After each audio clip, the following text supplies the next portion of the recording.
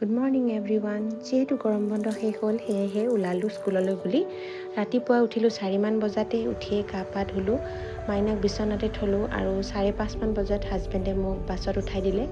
প্ৰথম বাছখনত মই ৰঙিয়াৰ পৰা খানাপাৰালৈকে গ'লোঁ আৰু যিহেতু একেখন বাছতে যাব নোৱাৰোঁ তো সলাই যাব লাগে। খানাপাৰাত অকণমান খোজকাঢ়িব লাগে কিয়নো য'ত মই মৰিগাঁওলৈকে বাছত উঠোঁ ব্ৰিজৰ ওপৰত তালৈকে বাছখন নাযায়। চ' তাত বাছত উঠিলোঁ মই 7:30মান বজাত আৰু তাৰপিছত এই বাছখন যাব মৰিগাঁওলৈকে। মই ভকতগাঁৱত নামি দিম। ভকতগাঁৱৰ পৰা আকৌ মই টমটম বা টেম্পু ল'ব লাগিব।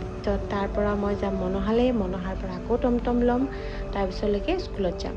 চ' তেনেকৈ ওলালোঁ। আজি মাইনাক এৰি থৈ আহিছোঁ, মনটো বেয়া লাগি আছে যিহেতু মই ৰুমটো এৰি দিছোঁ মৰিগাঁৱৰ, নতুনকৈ ৰুম লোৱা হোৱা নাই। সেইকাৰণে এনেকৈ হয়তো ডেইলি কষ্ট কৰিব লাগিব যেতিয়ালৈ পাৰোঁ। চ' সেয়াই ৰাতিপুৱাই উঠি আহিলোঁ। যিসকল মাকে কাম কৰি আছে তেওঁলোকে হয়তো এই কথাটো বুজি পাব যে নিজ সন্তানক ঘৰতে এনেকৈ অকলে এৰি থৈ, অকলে নহয় ফেমিলি আছে বাৰু, তথাপিও তেনেকৈ ইমান কণমানি বেবীবিলাকক থৈ আহি চাকৰি কৰা ইমান ধেমালি কথা নহয়। মানসিক শক্তি বহুতখিনিয়ে লাগে, ষ্ট্ৰেংথৰ প্ৰয়োজন বহুতখিনি হয়। চ' ফাইনেলি স্কুল পালোহি। স্কুলত ল'ৰা ছোৱালী অহাই নাছিলে যিহেতু 1 তাৰিখ হৈছে, স্কুল খুলিছে। চাফ চিকুণ কৰা এইবিলাকতে ব্যস্ততা থাকিলে, তো বাকী ভিডিঅ'বিলাক নকৰিলোঁ বাৰু মই যিহেতু এইবিলাকতে ব্যস্ত থাকিলোঁ। আৰু স্কুল শেষ কৰিয়ে আকৌ টমটমত উঠি মনোহালৈ আহিলোঁ। মনোহাৰ পৰা আকৌ মই ভকতগাঁৱলৈ বেলেগ এখন টেম্পু আৰু ভকতগাঁৱৰ পৰা আকৌ জাগিৰোডলৈ আহিলোঁ। একো মাজতে খাব সময় পোৱা নাই, ভাবিলোঁ একাপ চাহ খাম, কিন্তু জাগিৰোডতে ফোন কৰিলোঁ বাছ এখনক যে বাছখন আহিয়ে পাইছে। সেয়ে পটাপট মই গৈ পিনে ফ্ৰুটি এটা আৰু আলু পৰঠা এটা ল'লোঁ, লৈ পিনে বাছত দৌৰি উঠিছোঁ দেই, বহুত দৌৰি হৈছে। তাৰপিছতে উঠি পিনে মই এইখন জাগিৰোডৰ পৰা ৰঙিয়ালৈকে যায় যিহেতু এই বাছখনতে উঠিছোঁ। ভালে হৈছে একেবাৰতে পালোঁ যিহেতু, নহ'লে সলাই যাবলৈ হ'লে বহুত কষ্ট হয়। বাছতে মাজতে সেইখিনি খালোঁ বাৰু, ফ্ৰুটি আৰু পৰঠাখন। ইমান এটা টেষ্ট নহয় একো বিশেষ, কিন্তু অকণমান পেটটোতো ভৰিছে। ঘৰত ফোন কৰিছিলোঁ মাজতে 3বাৰমান, তাৰপিছত গম পালোঁ যে তাই অকণমান কান্দিছে কিয়নো মোৰ লগতে যিহেতু উঠা মেলা গোটেইখিনি ষ্টাৰ্ট কৰে তাই, আৰু মোক নাপায় নেদেখে অকণমান হ'লেও কান্দিব, এইটো স্বাভাৱিক কথা বাৰু।